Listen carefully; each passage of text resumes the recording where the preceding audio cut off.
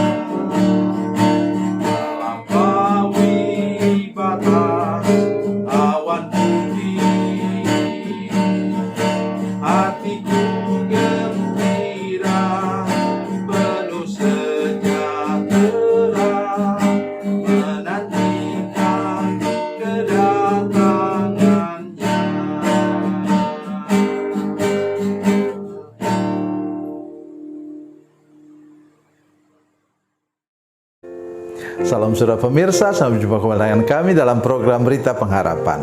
Hari ini saudara sekalian, kita belajar dari anak-anak. Ada banyak hal dari anak-anak yang kita dapat pelajari, dan jangan pernah menganggap rendah anak-anak. Mari kita berdoa sebelum kita lebih jauh mendengarkan firman Tuhan ini. Bapa, dalam nama Yesus, terima kasih banyak untuk kebenaran firman Tuhan yang sebentar akan kami dengarkan.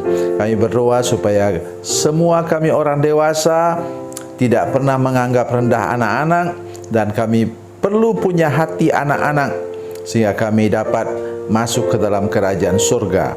Terima kasih Tuhan, dalam nama Yesus kami berdoa. Haleluya, amin. Saudara pemirsa, mari kita baca Alkitab kita dari Perjanjian Baru. Perjanjian Baru Injil Matius pasal 18 ayat 10. Matius 18 ayat 10, demikian bunyi firman Tuhan. Ingatlah, jangan menganggap rendah seorang dari anak-anak kecil ini, karena aku berkata kepadamu, ada malaikat mereka di surga yang selalu memandang wajah Bapa-Ku yang di surga. Amin. Bila kita melihat, memperhatikan kehidupan anak-anak, kadang-kadang kita heran ya.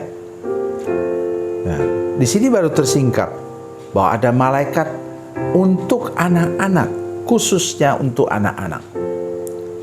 Kecelakaan misalnya terjadi, anak-anak selamat, dan terjadi masalah, misalnya tanah longsor, gempa bumi dan lain-lain. Anak-anak dipelihara oleh Tuhan secara khusus. Ya, tentu kita berpikir, kenapa itu bisa terjadi ya? tadi ada malaikat Tuhan yang menjaga anak-anak. Saya kadang-kadang berpikir begini, ya, ada nyanyian sekolah minggu kan? Anak-anak kecil Tuhan cinta, anak-anak besar Tuhan cinta, pemuda-pemudi Tuhan cinta, ibu bapak kakek nenek Tuhan cinta. Saya kadang-kadang berpikir begini, anak-anak kecil Tuhan cinta, anak-anak besar Tuhan cinta, pemuda-pemudi mungkin Tuhan tidak cinta lagi. Karena apa? Perbuatannya sudah berbeda. Saudara sekalian, Tuhan tidak katakan demikian. Bahkan dikatakan ketika Lazarus yang miskin itu, yang sakit itu, kemudian mati, kata Alkitab, dia dibawa oleh 2 orang malaikat. Satu di sebelah kiri, satu sebelah kanan dia, itu mengangkat dia, bawa dia pulang ke surga. Ya. Jadi sekarang ini saya yakin ada malaikat Tuhan di sebelah kiri, sebelah kanan saya. Juga di antara dalam kehidupan saudara-saudara sekalian. Bila engkau orang yang percaya kepada Yesus, ada malaikat Tuhan yang menjaga kita. Nah, saya seringkali terharu melihat contoh-contoh dalam media sosial, ditunjukkan bagaimana misalnya seorang ibu, ya, kemudian dia ditarik-tarik itu celana panjangnya oleh seekor anjing. Sampai dia kemudian pergi mau pukul anjing itu, dan ternyata jatuh dahan pohon persis kena di tempat bangku tempat dia duduk tadi. Begitu banyak hal-hal tertentu di mana misalnya ada orang mau menyeberang jalan, ternyata kemudian dia terhambat menyeberang jalan. Kalau dia menyeberang, persis dia bertemu dengan 2 mobil yang tabrakan. Seperti itu. Jadi kita percaya ada malaikat Tuhan yang menjaga kehidupan kita. Ya, itu satu segi. Segi yang kedua ialah, hal yang kedua saudara sekalian, di mana dikatakan di sini kita perlu menghormati anak-anak, jangan menganggap rendah mereka. Saya menyampaikan 3 hal. Ya. Anak-anak itu saudara-saudara sekalian, satu ialah hari ini mereka berantem dengan teman-teman sendiri, mungkin sampai bertinju, yang anak-anak, terutama yang balita. Besok mereka main sama-sama lagi. Mungkin bukan besok, malah sore mereka bisa main lagi. Mana orang dewasa bisa begitu? Ya, kalau seperti temperamen saya misalnya, melankolis, itu bisa 7 turunan saya masih ingat itu. Orang itu yang sudah buat salah kepada saya. Misalnya, yang buat salah kepada saya orangnya brewok. Ya, tahu brewok, ya. Berkumis. Terus kemudian, setiap kali saya bertemu dengan orang yang brewok berkumis, saya merasa terganggu, tidak nyaman. Itu namanya dendam. Bukan tambah lagi, mungkin bukan cuma dendam, dendam kesumat. Saya menyimpan akar pahit, luka batin, dan dendam kepada orang. Dan itu tidak berkenan kepada Tuhan. Dan apalagi saudara sekalian, anak-anak tadi melupakan segala sesuatu, dan anak-anak itu percaya saja dia.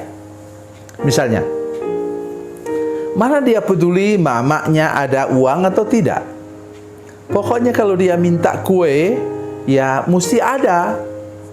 Kalau mamanya bilang, nanti sebentar saya masak dulu ya, percaya saja dia bahwa bahannya ada. Itulah sifat anak-anak yang seharusnya juga kita miliki. Percaya bahwa Bapa di surga punya segala macam persiapan, ya, untuk kehidupan kita, supaya kita bisa hidup nyaman dan aman. Kemudian yang ketiga apa saudara sekalian? Sikap anak-anak. Anak-anak itu rendah hati. Anak-anak mudah minta maaf. Diajar, kita ajar, bilang ya, permisi, dia permisi, mudah sekali menangkap sesuatu yang berguna dan baik dan benar. Adat istiadat, kebudayaan dan tradisi yang baik dan benar itu mudah ditangkap anak-anak. Dan misalnya contoh, ya, karena itu anak-anak mudah sekali mereka belajar bahasa. Karena mereka punya daya tangkap yang masih jernih dalam hati dan pikiran mereka. Itulah yang 3 sifat khas anak-anak yang perlu dimiliki oleh kita orang dewasa. Sehingga hidup kita berkenan kepada Tuhan, hidup kita memuliakan nama Tuhan, dan hidup kita siap untuk dibentuk oleh Tuhan menjadi serupa dengan gambarnya. Tuhan Yesus memberkati, Tuhan Yesus baik. Mari kita berdoa. Bapa, dalam nama Yesus, terima kasih banyak untuk firman Tuhan hari ini. Ajar kami untuk menghormati anak-anak dan juga meniru sifat anak-anak yang mudah memaafkan, yang mudah melupakan kesalahan orang lain, yang mau belajar, percaya apa saja yang diperlukan, Tuhan pasti menyiapkannya untuk hidup kami. Dan kami berdoa supaya kami menjadi anak-anak yang seperti anak-anak yang mudah untuk beradaptasi dengan sifat, kebudayaan, etika dan moral yang baik dan benar. Terima kasih Tuhan, terpujilah nama-Mu. Dalam nama Yesus kami berdoa, haleluya, amin.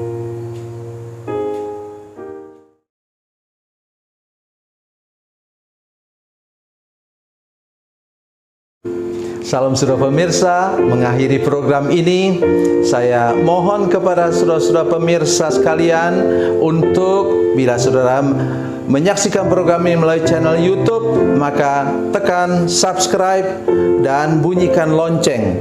Dan bila saudara menyaksikan program ini melalui channel Facebook, tolong saudara-saudara sekalian tekan like dan juga komen. Dan demikian pula bila sudah menyaksikan program Makan Bergizi hari ini yang tertulis, maka tekan yang sama juga, tekan like dan tekan komen. Dan tolong saudara-saudara sekalian untuk membagikan program ini, share program ini di channel saudara-saudara sekalian, supaya lebih banyak lagi orang diberkati melalui program ini. Tuhan Yesus memberkati, Tuhan Yesus baik.